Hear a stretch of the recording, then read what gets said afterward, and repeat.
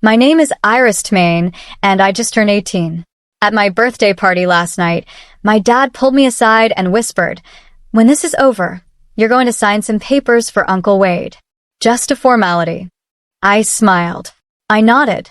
Then I walked into the kitchen, opened my laptop, and quietly transferred my entire multi-million-dollar inheritance from my grandparents into an irrevocable trust just as a precaution. The next morning, my parents and my younger sister found out that the cabin, the savings, the investments, everything was locked behind a legal wall they couldn't touch. My dad turned white. My uncle, who had already signed a deal to sell property he never owned, called a lawyer. Before I tell you what happened next, please hit like and subscribe. Drop your city and local time below. I love knowing where you're listening from. Now, let me take you back 6 years to a summer at Cedar Lake when my grandfather said something I didn't understand until last night. The summer I turned 12, my grandfather, Harold Tmain, picks me up in his truck and drives me 40 minutes to Cedar Lake. The cabin sits back from the water, surrounded by white pines so tall they block the afternoon sun. The porch sags on one side. The screen door doesn't latch right. It smells like wood smoke and old books and something sweet I can never quite name.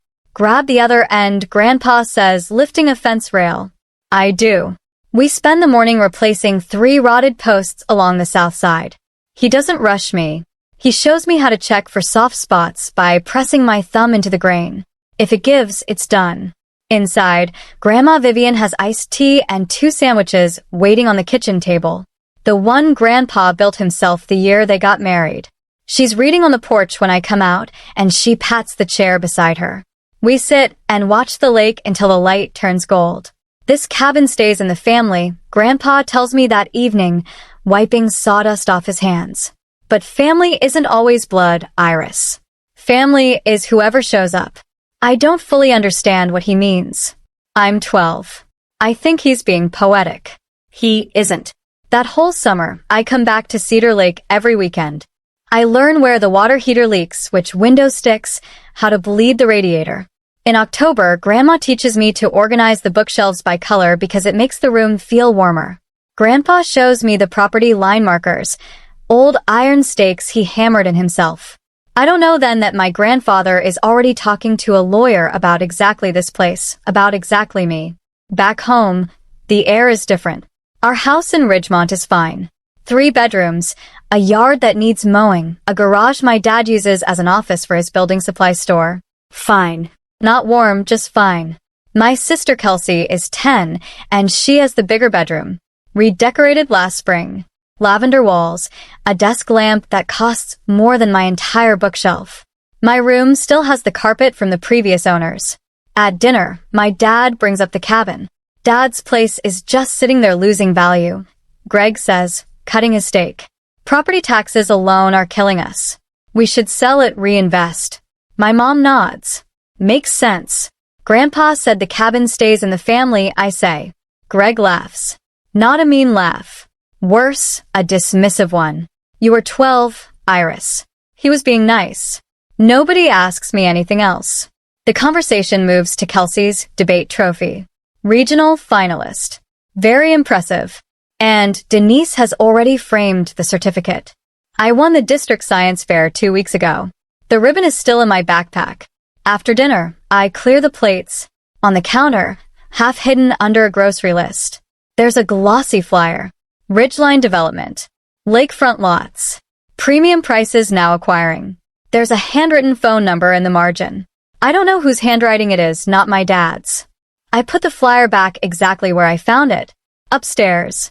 I sit on my bed and think about Grandpa's kitchen table. The one he built with his hands. The one where Grandma sets my sandwich without asking what I want because she already knows. I think about the flyer downstairs. Someone is already measuring my grandparents' home in dollar signs. Grandpa Harold dies 2 years later. I'm 14. The funeral is on a Tuesday. Gray sky, damp grass, folding chairs that sink into the lawn. I sit in the second row holding his handkerchief, blue plaid, frayed at the edges, smelling faintly of pine. At the reception, I notice Greg and his brother Wade standing by the dessert table, not eating, talking low. WD has a folder tucked under his arm. Greg keeps nodding. I catch one sentence from Wade. We should move on this before probate gets complicated. They're talking about the cabin at the funeral. I say nothing. I'm 14. I have no power, no voice, and no idea that my grandfather already accounted for this exact moment. 2 years pass. I'm 16. Grandma Vivian gets sick in March and is gone by June. She holds my hand the last time I visit, her grip surprisingly firm. The cabin is yours, Iris, she whispers. Don't let them take it. Promise me. I promise, Grandma. She squeezes once and closes her eyes. After the funeral, another gray day, same folding chairs. Greg sits at our kitchen table and says to Denise, "Now we can finally sort out the property." He says it with relief, like something heavy has lifted. That same evening, Wade calls. I hear Greg on the phone in the garage, pacing. Yeah, no, I agree. Let's get it moving. His voice is lighter than it's been in weeks. I'm standing in the hallway holding a glass of water, and I realize something that sits in my chest like a stone. My grandmother's death isn't a loss to them. It's a clearance. I don't cry that night. I make a different kind of decision. I just don't know how to act on it yet. Between 16 and almost 18, the cabin becomes my quiet rebellion. Every Saturday morning, I drive out to Cedar Lake in the used Honda I bought with babysitting money. I patch the porch screen. I replace the weather stripping on the back door. I sweep pine needles off the roof because Grandpa taught me that's how leaks start. At home, the conversations shift. The cabin stops being Grandpa's place and starts being the family property. Greg says this at dinner like it's always been true. Wade shows up more often now, every other Sunday. Sometimes with manila folders, sometimes with a laptop open to real estate listings. I try once. What about Grandma's wish? She wanted me to keep it. Denise puts down her fork gently, the way she does before correcting Kelsey's homework. Your grandma was emotional at the end, sweetie. This is business. Business. That's the word they use for everything that used to be love. By 17, Greg starts being more direct. When you turn 18, we'll figure this out as a family. The way he says family. I know it means my way. One November afternoon, alone at the cabin, I'm clearing out the hall closet. Behind a stack of old quilts, I find a sealed envelope in Grandma Vivian's handwriting. My name on the front. Inside, a single business card. Margaret Caldwell, attorney at law. Below her name, printed in small type, Temain Family Trust. My hands shake, not from fear, from recognition. Grandma left this here for me to find. She knew I'd be the one cleaning out closets. Not Greg, not Wade, me. I slip the card into my wallet. I don't call. Not yet. 3 months before my 18th birthday, Margaret Caldwell calls me first. The call comes on a Thursday evening in February. I'm in my room doing Cal homework when my phone shows an unknown number with a local area code.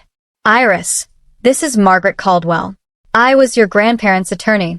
Her voice is steady, professional, and careful, like someone who's rehearsed this opening. I need to speak with you before your birthday. There are things you need to know, and there isn't much time. She tells me to meet her the following Saturday at her office downtown. Alone I go. Margaret Caldwell is in her late 50s, silver-haired with reading glasses on a chain around her neck. Her office is small, organized, and smells like old paper and coffee. She sits across from me and opens a folder. Your grandparents hired me 6 years ago, she says. They established an irrevocable trust. The cabin, a savings account, and an investment portfolio. Total value, approximately $2.1 million. All of it is held in the trust. You are the sole beneficiary. I feel the room tilt slightly. My grandparents left me everything. They transferred it into the trust while they were alive. Legally, it never entered their estate. It can't go through probate. Your father and uncle have no claim. She slides a document across the desk. A summary of the trust. My name on the second line. The title to the cabin was recorded under the trust at the county recorder's office 6 years ago. Your father doesn't know that. Why didn't they tell him? Margaret pauses. Your grandfather said, and these are his words. My sons will sell that cabin before the funeral flowers wilt. The room is quiet. I stare at the paper with my name on it. There's something else.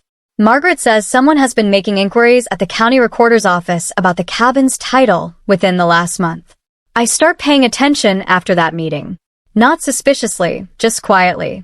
The next Sunday, Wade comes over for dinner. Afterward, he and Greg disappear into the garage. The door is open a crack. Not enough to see, but enough to hear. WD's voice. I already signed the purchase agreement with Ridgeline 450, but we need the title clean before closing. Greg, how do we get it clean? Quit claim deed. Dad's gone. Mom's gone. We're the legal heirs. We quit claim the property to ourselves, record it, and sell. Is that legal? It's a standard real estate transfer between heirs. Nobody's going to question it. A pause, then Greg. Quieter. What about Iris? My chest tightens. Wade's answer comes fast, like he's already thought about it. She's 17, Greg. She can't do anything. And by the time she's 18, the sale goes through. Done deal. She'll be upset. She'll get over it. We'll give her a cut. 50 grand for college. She should be grateful. I step back from the garage door. My hands are cold. Wade has already signed a purchase agreement. $450,000 with a development company for a cabin he doesn't own on land held in a trust he doesn't know exists. That night, I sit on my bed and text Margaret 2 words. They're accelerating. Her reply comes in 3 minutes. I expected that. Come see me Saturday. We'll prepare everything you need. I close my phone and stare at the ceiling. In the next room, Kelsey is watching a show, laughing at something. Downstairs, my parents are loading the dishwasher, talking about weekend plans like nothing is happening. And in the garage, somewhere in WD's folder, there's a contract that's already worthless. He just doesn't know it yet. Saturday, Margaret's office. She lays out the timeline on a legal pad, drawing lines between dates like a battle plan. The cabin title is already under the trust. If Wade files a quick claim deed, the county recorder should reject it because the chain of title won't match. The property hasn't been in your grandparents' personal name for 6 years. But if he submits additional documentation, an affidavit of heirship, maybe a falsified death certificate, he could create what's called a cloud on title that won't give him ownership, but it could tie the property up in litigation for a year or more. So I have to act first. You have to act on time. She taps the calendar. The moment you turn 18, you're a legal adult. You can formally accept the role of successor beneficiary. Once you sign, I file a list pendants, a public notice of legal interest. At the county recorder's office first thing the next morning, that freezes the title. Nobody can record anything against it. I nod. What do I need to do? Show up, sign one document. I'll handle the rest. I sit with that for a moment. Should I tell my parents? Margaret takes off her glasses. Your grandfather specifically asked me to protect you, Iris, not to negotiate with them. I drive home. Greg is in the kitchen cheerful. Good news, kiddo. I'm throwing you a birthday party. Whole family Saturday night. It's a big one. 18, he smiles. Denise smiles. Even Kelsey claps. I smile too. My dad is planning my birthday party. My uncle is planning to sell my grandmother's cabin. And I am sitting at the kitchen table smiling, because in 9 days I am going to let them think everything is going exactly according to their schedule. I'm going to be honest with you. Sitting in my room that night knowing what was coming was one of the hardest things I've ever done. Part of me wanted to walk downstairs and just say it. Dad, I know. But Margaret was right. If I tipped them off, they'd find another way around it. So I stayed quiet and I waited. Here's what I want to ask you. Have you ever had to stay silent to protect yourself even when every part of you wanted to speak up? Tell me in the comments. I read them. And if you haven't already, hit that subscribe button because this story is about to turn. 5 days before my birthday, my mom sits down next to me on the couch. She's using her let's talk like adults voice. Soft practice, slightly rehearsed.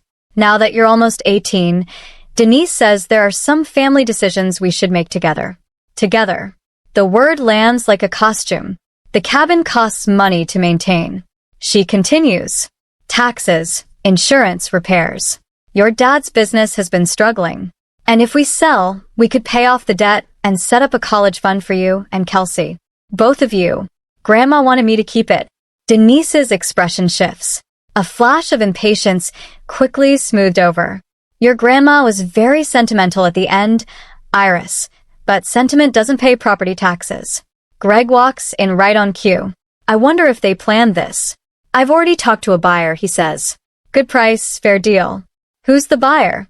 He blinks. A development company. Wade knows them. What company? A longer pause. Ridgeline something. They're reputable. I don't push further. I'll think about it. I say. Greg pats my shoulder. That's my girl. He walks away satisfied like he's just closed a negotiation. Later that night, Kelsey knocks on my door. She's in pajamas, hair still damp from the shower. Iris. Yeah. She sits on the edge of my bed, picking out a thread on the comforter. Mom and Dad keep talking about the cabin at night after I'm supposed to be asleep. She looks at me sideways. They sound different, like they're planning something. Different how? Like they're excited, but also nervous. She pauses. Is something going on? I pull the blanket over her feet. Don't worry about it, Kels. She nods, but doesn't look convinced. I said I'd think about it. That's not a yes. And they know it, which is why they'll keep pushing. 3 days before my birthday, Uncle Wade shows up unannounced. He catches me in the driveway as I'm coming back from the grocery store. Casual clothes, big smile, leaning against his car like he just happened to be in the neighborhood. Wade is a real estate agent. Nothing he does is accidental. Hey, kiddo, got a minute? Just want to talk. Uncle Tennis. We sit on the front steps. He leans forward, elbows on his knees. Here's the thing, Iris. That lake lot, just the land alone is worth $450. I can get us a deal with a buyer I trust. Fast close, clean paperwork. And what do I get? $50,000 cash for college. I let the number hang in the air. 50 out of 450. WD smiles like I've said something cute. You're 18, Iris. 50 grand is a lot of money for someone your age. Most kids would jump at that. Whose name is on the deed, Uncle Wade. The smile freezes just for a second. A flicker behind the eyes, a micro adjustment, then it's back. Your grandparents, but they're gone now. Passes to your dad, and me as next of kin. That's not how it works. I know it. He should know it. He sells houses for a living, but he's counting on me not knowing. I'll think about it, I say again. Wade stands, brushes off his jeans. Don't overthink this one, Iris. Opportunities like this don't wait. He drives away. Before he's even at the end of the street, he's on the phone. I can see his mouth moving through the driver's window. That night, I text Margaret again. They're accelerating. She replies, stay the course. 3 more days. 3 more days. I can do 3 more days. The night before my birthday, I drive to the cabin alone. The road is quiet. Cedar Lake sits flat and dark under a half moon, and the pines along the bank look like cutouts against the sky. I park in the gravel patch Grandpa leveled himself, walk up the porch steps, second one still cacks, and sit in the chair next to the one that used to be his. The air smells like rain and pine resin. I check my email. Margaret has sent the full document package, the acceptance of successor beneficiary form, the beneficiary designation confirmation, a 1-page summary of the trust terms, everything formatted, flagged with sticky tabs, ready for a signature, my signature. At midnight, I read each document twice. Then I closed my laptop and listened to the lake. Grandpa used to sit right here and say, patience isn't weakness, Iris. It's timing. I always thought he was talking about fishing. The tears come without warning. Not a collapse, not a breakdown, just a quiet overflow that I let happen. I cry because I wish this were different. I wish my dad had been the kind of man who would have taken me fishing at this lake instead of calculating its resale value. I wish my mom had asked me what I want instead of telling me what's practical. I wish I didn't have to sign a legal document at midnight to protect myself from the people who are supposed to protect me. But wishes don't hold up in court. Trust documents do. I wipe my face, lock the cabin door, drive home, lie down in bed, set my alarm for 11:45 p.m. In 6 hours, I turn 18.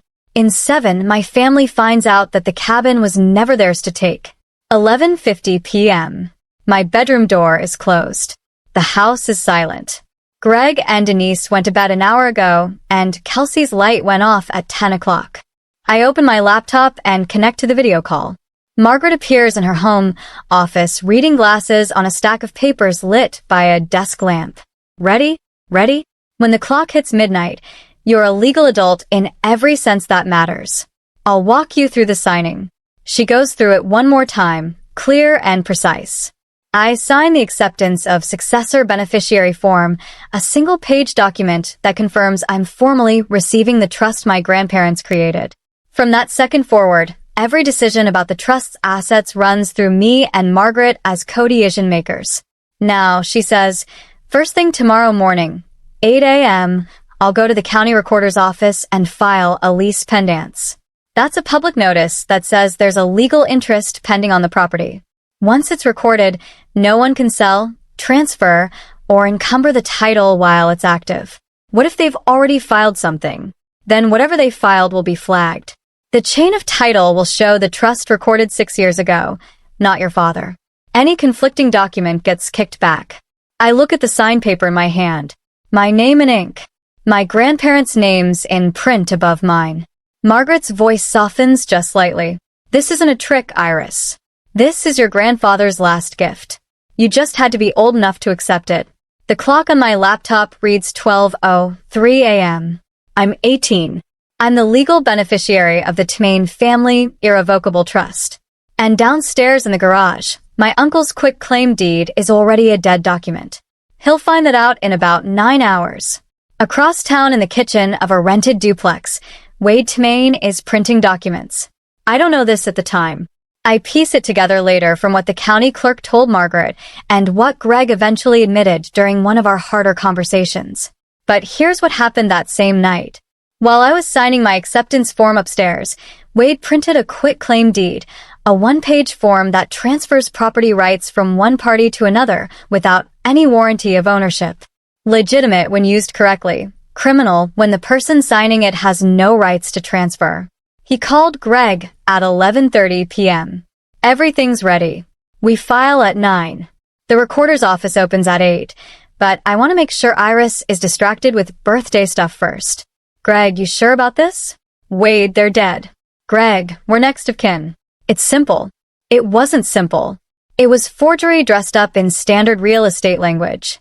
Wade also had a second document open on his laptop. A purchase agreement with Ridgeline Development, LLC. Purchase price $450,000. Closing date 30 days after the quitclaim deed was recorded. If Wade couldn't deliver a clean title within that window, he'd owe Ridgeline a $45,000 penalty plus damages. He'd signed that agreement 2 months earlier, before my grandparents' title had even been fully searched before he'd verified that the property was in the estate at all. He assumed it was. He assumed nobody had planned otherwise. Wade had bet nearly $500,000 on a piece of paper that didn't belong to him. He just didn't know it yet. And in 9 hours, when he walked into the county recorder's office with his quitclaim deed and his confident handshake, he was going to find out that the entire chain of title told a different story. My birthday party starts at 4 in the afternoon. The living room is full, maybe 20 people. Neighbors, a few of my parents' friends from church, 2 of Greg's old business contacts, Kelsey's best friend's family. Nora Beckett from next door to the cabin is here too, sitting near the window with a glass of lemonade and sharp, watchful eyes. There are balloons, a banner that says Happy 18th in silver letters, a sheet cake from the bakery on Main Street. I smile. I thank everyone. I open small gifts, a journal, a gift card, a picture frame. In my jacket pocket, folded into a neat square, is the signed acceptance form from last night. I don't touch it. I don't need to. It's already done. Greg stands up near the cake table and taps his glass. The room quiets. I just want to say Iris is officially an adult today. Denise and I are so proud of her. He pauses looking around the room. And as a family, we have some exciting plans for the future. He looks at me and smiles. Right, Iris? Every face in the room turns toward me. Thanks, Dad, I say. Nothing more.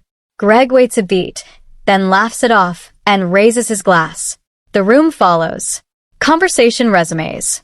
From the corner of my eye, I see Wade by the front door, checking his phone, typing something fast with both thumbs. Nora catches my arm as I pass by the window. She leans in close, smelling like lavender hand cream. "Your grandmother would want you to know something," she says quietly. "I saw your uncle at the cabin last week with two men in suits. They were walking the lot line with a measuring tape. WD brought the buyers to the property before he even had the title. That's how confident he was. After the cake is cut and the plates are passed around, Greg stands again. This time, his voice is louder, more deliberate, the voice of a man who's been waiting for an audience. Before we wrap up, I want to share something with everyone." He puts his hand on Denise's shoulder.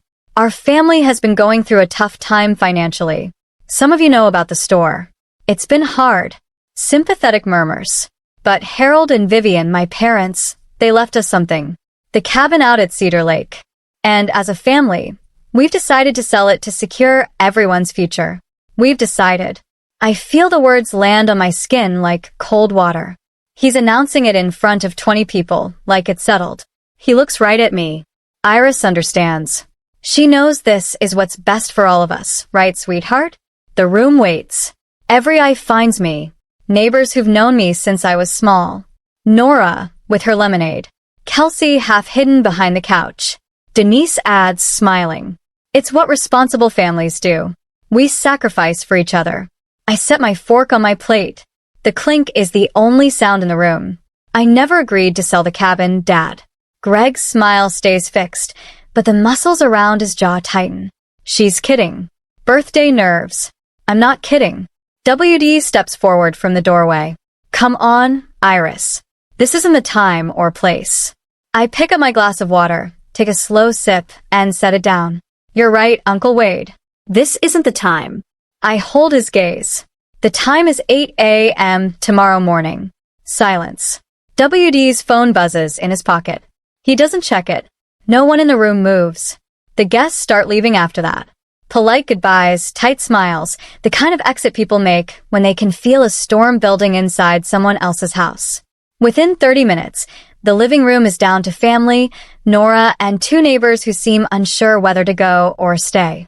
Denise waits until the front door closes behind the last near stranger, then turns on me in the kitchen. Her voice is controlled but pitched just loud enough to carry. "Do you have any idea what your father is going through?" She steps closer. "He might lose this house, Iris. Our house, the one you sleep in every night. And you're holding on to a cabin you visit on weekends." "I visit every weekend, Mom." "That's not the point." She presses her palms flat on the counter. "We are a family. Families make decisions together. And if you love this family, you wouldn't need a lawyer to tell you what to do." The room goes still. I stare at her. "How do you know about a lawyer?" Denise doesn't flinch. "Wade found the business card in your bag last week." "Margaret Caldwell." "Who is she?" "Iris." My stomach drops. Not from fear, but from the realization that they've been going through my things, searching for something they could use. Before I can answer, Nora Beckett's voice cuts through from the kitchen doorway, even and firm. "That girl has every right to talk to a lawyer, Denise. Vivian would have wanted that." Denise wheels around. "This is a family matter, Nora. Please." Nora doesn't move. She looks at me, then back at Denise. "Vivian was my friend for 40 years. I think I know what she wanted." The silence between them could crack glass. I don't say another word. I don't need to. Not yet. Nora leaves. The neighbors slip out behind her with quiet goodbyes. Now it's just the five of us.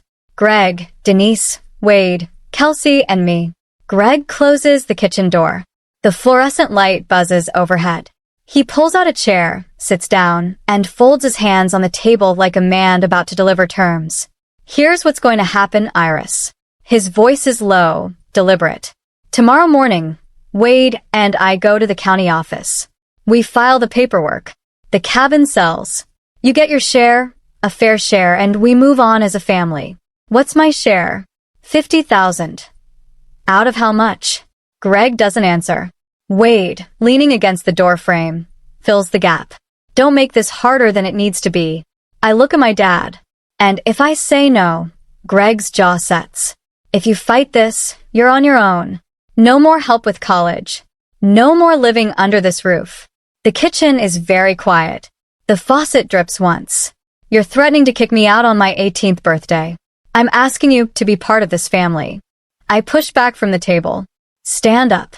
My voice is steady even though my hands aren't. I am part of this family, Dad. I'm the part that keeps promises.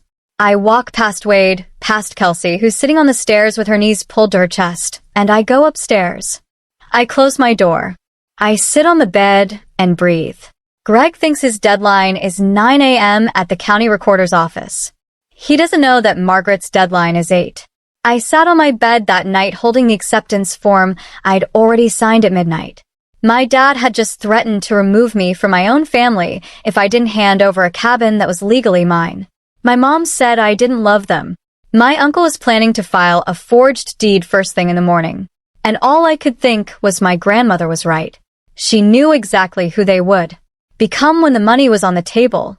And she planned for it years before it happened. If someone you loved ever prepared something to protect you, even after they were gone, I want to hear about it. Tell me in the comments. Now, let me tell you what happened. At 8 a.m., the county recorder's office opens. The fluorescent lights flicker on. A clerk in a blue cardigan unlocks the front counter. Margaret Caldwell is the first person through the door. She's wearing a gray blazer and carrying a leather folder. She approaches the counter, presents 2 documents, a certified copy of the Tumain Family Irrevocable Trust and a list pendants notice, and asks for them to be recorded against the Cedar Lake property. The clerk reviews the paperwork, checks the existing title records, and stamps it recorded. Done. From this moment forward, anyone who pulls the title on the Cedar Lake cabin will see notice of pending legal interest. Tumain Family Irrevocable Trust Margaret Caldwell Trustee Iris Tumain Beneficiary at 8:14 a.m. Margaret calls me. It's done. The list pendants is recorded. The property is flagged. Whatever they bring in will be rejected on chain of title grounds. I'm sitting at the kitchen table eating cereal. Greg is upstairs getting dressed. Denise is making coffee. Normal morning sounds. Water running. A closet door. The clink of a belt buckle. At 8:30, Greg and Wade come downstairs together. Greg is wearing a button-down shirt, his business shirt, the one he wore to bank meetings before the store went under. Wade has a folder tucked under his arm. Same folder as always.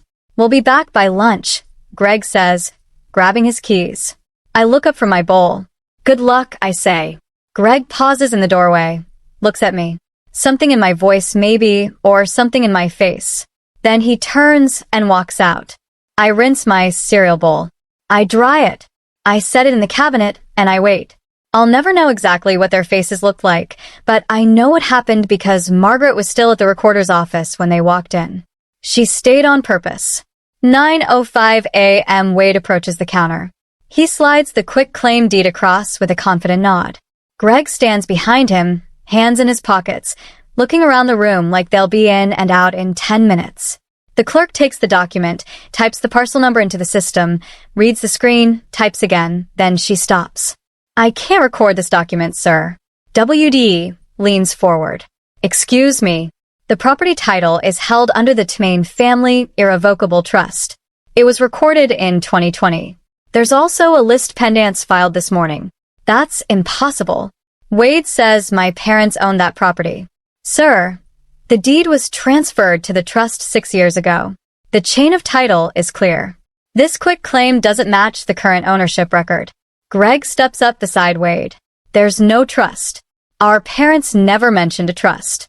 The clerk glances between them. I'd recommend you speak with the trustee listed on the filing. A Margaret Caldwell. WD's hand goes flat on the counter. His face drains. Margaret's name, the name on the business card they found in my bag, is now on a public record they can't erase. Greg turns to Wade slowly. You said this was simple. I didn't know about any trust. You're a real estate agent, Wade. How did you not check the title first? Wade opens his mouth, closes it, opens it again. The clerk says evenly, Gentlemen, I'll need you to step outside if there's a disagreement. Margaret, seated in the waiting area near the door, watches them leave. She doesn't say a word. She doesn't need to. The call comes at 9:22 a.m. I'm sitting on the porch watching the neighbor's sprinkler arc back and forth across the lawn. What did you do? Greg's voice is tight, shaking. I can't hear traffic behind him. He's in the parking lot.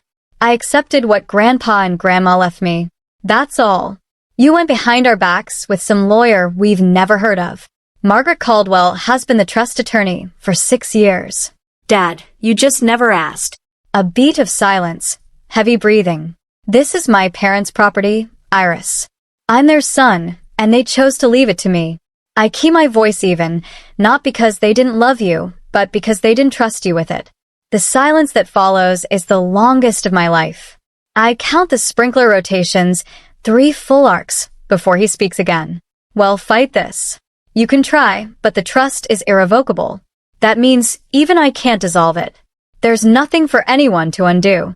You don't know what you're talking about. I do, Dad. I've had 3 months to learn. He hangs up. No goodbye. Just a click and dead air. I set the phone on the porch railing. My hands are shaking. Not from anger. Not from fear. From the weight of saying those words to my own father.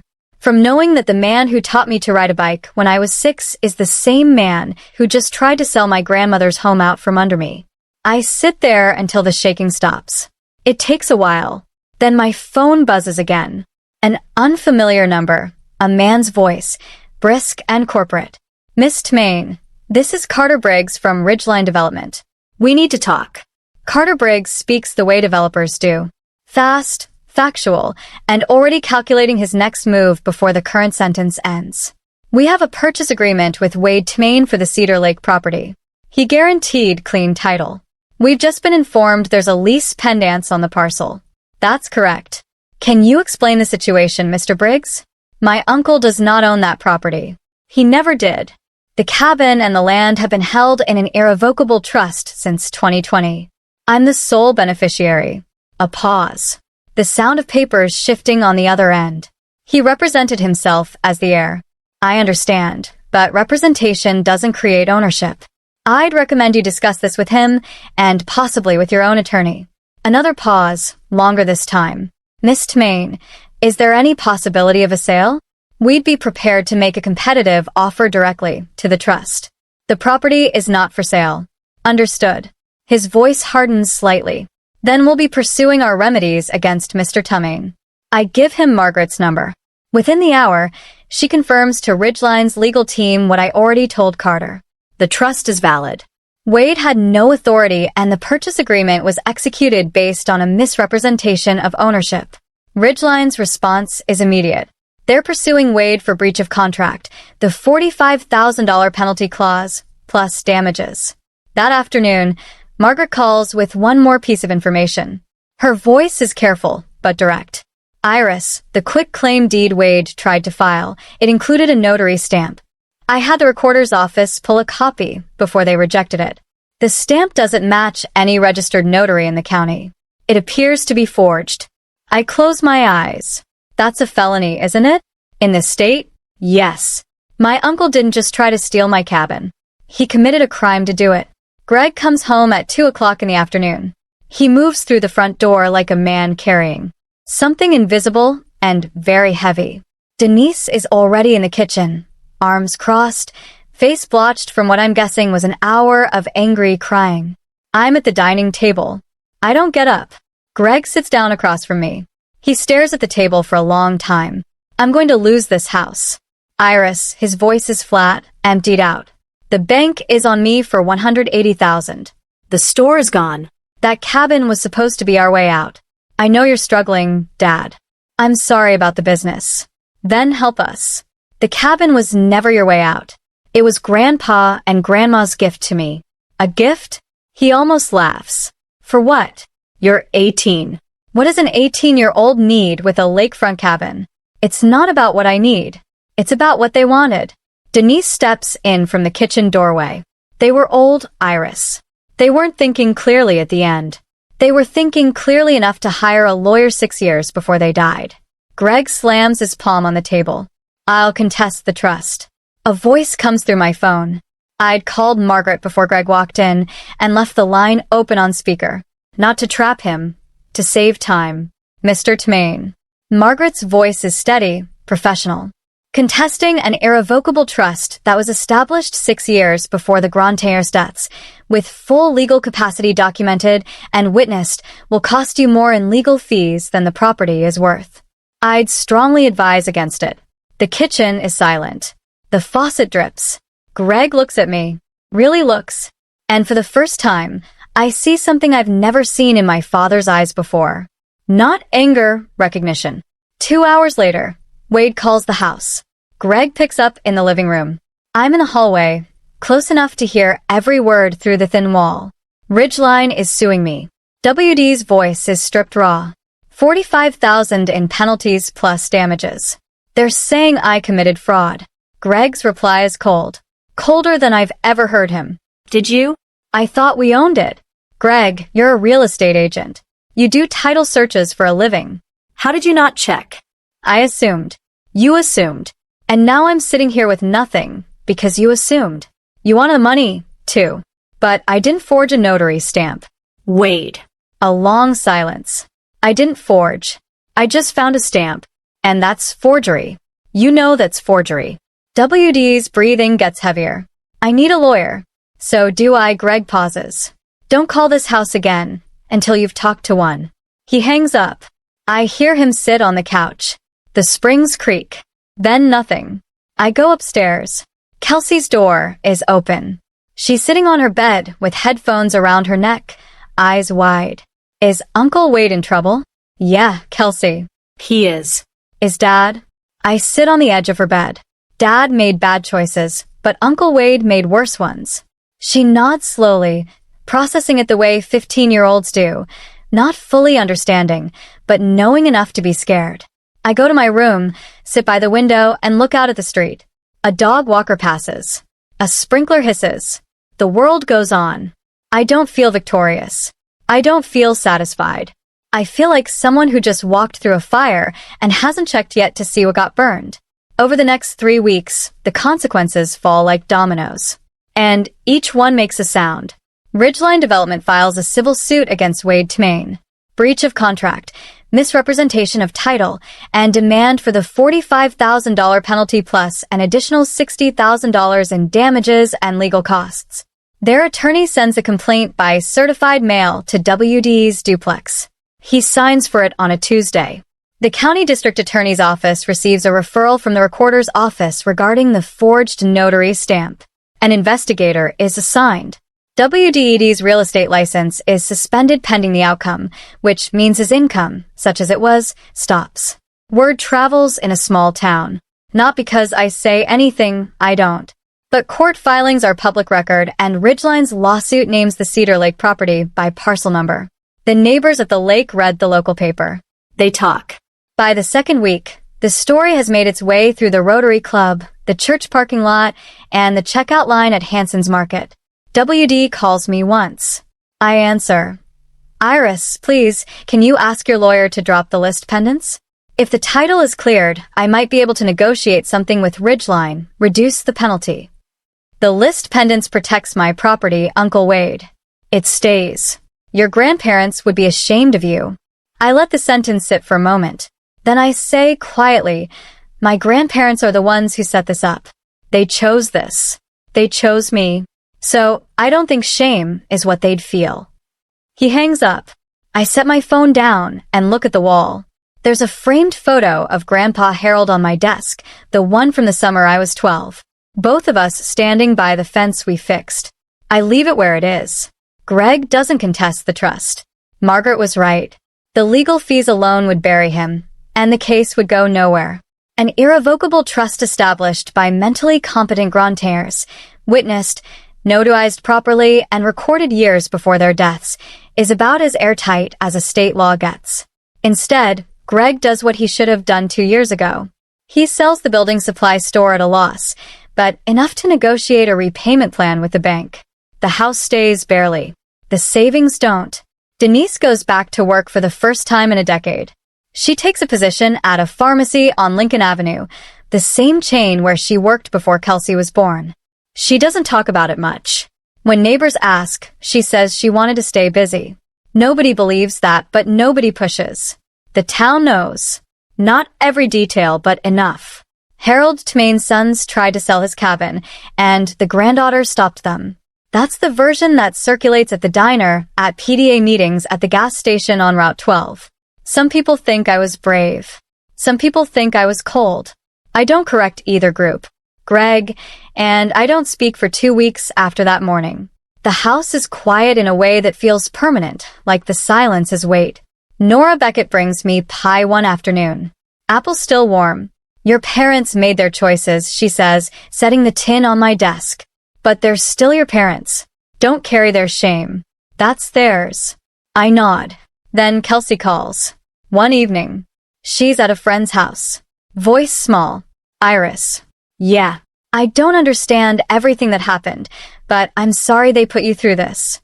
My throat tightens. Thanks, Kels. Are you okay? I'm getting there. I drive to the cabin on a Saturday morning in late April.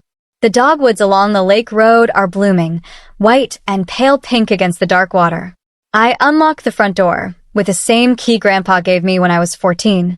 In case you ever need to get in when we're not here, he said. I didn't know then that he meant permanently. The cabin smells the same. Pine and old books and that sweet faint something I've never been able to name. I think now it might be the wood itself. Decades of sun and rain soaked into the walls.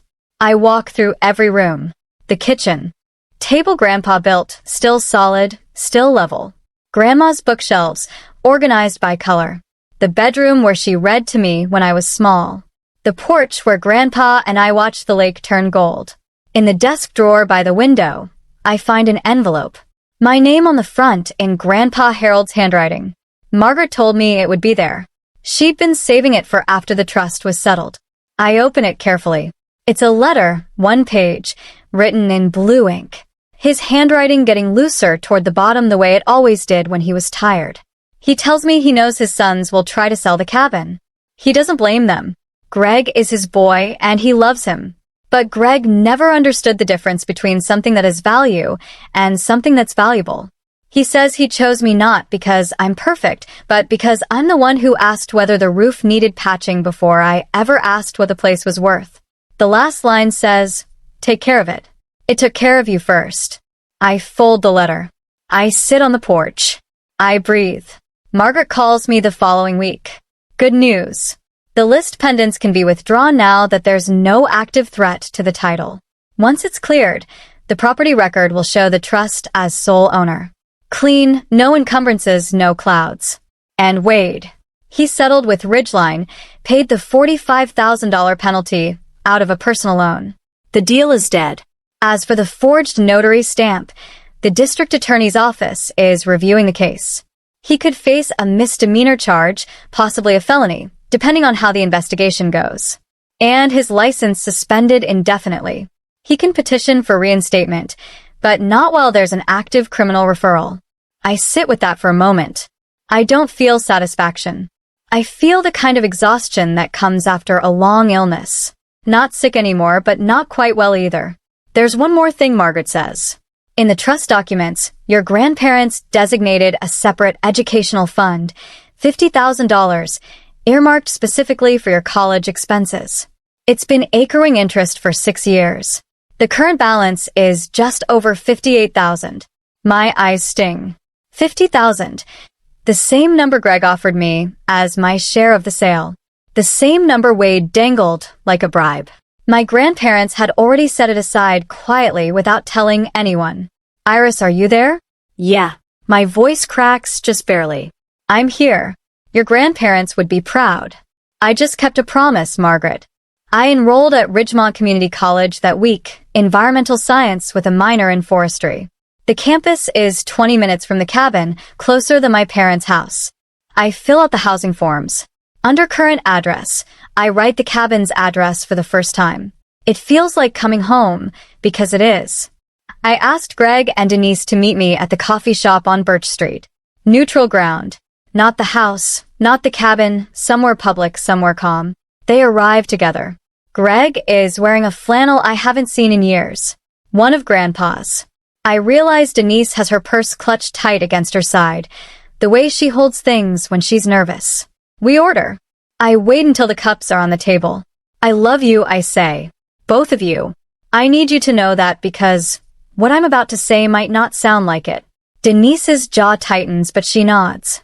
The cabin is not for sale. Not now. Not ever. I won't be made to feel guilty for keeping a promise I made to Grandma. A promise she trusted me to keep because she didn't think anyone else would. Greg stares into his coffee. I'm not cutting you out of my life, I continue. But if we're going to have a relationship, it has to be built on respect, not on what I can give you financially, not on guilt, not on the idea that I owe you something because you're my parents. Denise starts to speak. We just wanted what was best for then. Start by being honest about what happened. You tried to sell something that wasn't yours. You threatened to kick me out. You went through my bag. She closes her mouth. Greg still hasn't looked up. When he finally speaks, his voice is rough. I don't know how to fix this. You don't have to fix it today. I stand. I leave enough cash for all 3 coffees. I'll call you Sunday. He nods. One small nod. I walk out into the sunlight. It's the most I can hope for right now. And that's enough. Kelsey shows up at the cabin on a Sunday afternoon in May. She's carrying a pizza box and wearing the same oversized hoodie she's had since 8th grade. I brought lunch, she says. Hope you like pepperoni. Always. We sit on the porch with paper plates on our laps and the pizza box between us. The lake is still. A heron stands in the shallows near the dock, perfectly motionless, waiting for something below the surface. Kelsey eats slowly. She's not here for pizza. I didn't know about any of it, she says finally. Mom and Dad never told me. I know. Was I part of the problem? I look at her, 15, thin-shouldered, still growing into the shape of whoever she'll become. She didn't choose any of this. She didn't ask to be the favorite. She didn't know the attention they gave her was taken from somewhere else. You were a kid, Kels. We both were. She nods, pulls a piece of cheese off her slice, and sets it on the edge of her plate. It's really beautiful here, she says, looking out at the water. Grandma used to say the same thing every single time she sat in that chair. Kelsey glances at the empty chair next to mine. Grandpa's chair, the one with the armrest, he's sanded smooth.